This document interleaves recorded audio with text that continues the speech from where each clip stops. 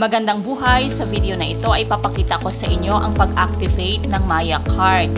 Kung gusto nyo nga na magkaroon nitong Maya Card, ay mag-download lang kayo ng Maya app at mag-create ng account. Kapag mayroon na kayong Maya wallet, ay pwede na kayong umorder ng physical card through online.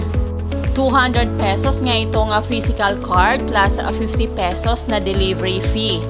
Madali lang ang pag-activate nito, pumunta lang kayo sa inyong Maya app. Mag-login lang gamit ang inyong password.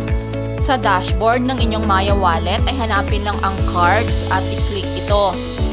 Pindutin ang Activate Now. Scroll up at pindutin ang Arrive Activate Card. I-fill in lang ang lahat ng mga hinihinging informations. Lahat nga ng mga informations dito na kailangan nyong ilagay ay makikita ito sa likod ng inyong physical card. Pati nga itong CVV security code ay makikita din doon sa likod ng inyong physical Maya card.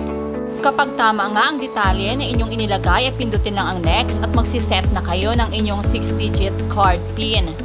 Pagkatapos ay ulitin nyo lang ito para i-confirm. Scroll up, pindutin ang next, your card is good to go at pindutin ang done. Ganun lamang po kadali, pwedeng-pwede nyo nang gamitin ang inyong card at pwedeng-pwede na rin kayong mag-withdraw through ATM machine. Sa pag-withdraw pala ay gamitin nyo ang savings at hindi yung current. Maraming salamat, keep safe and God bless!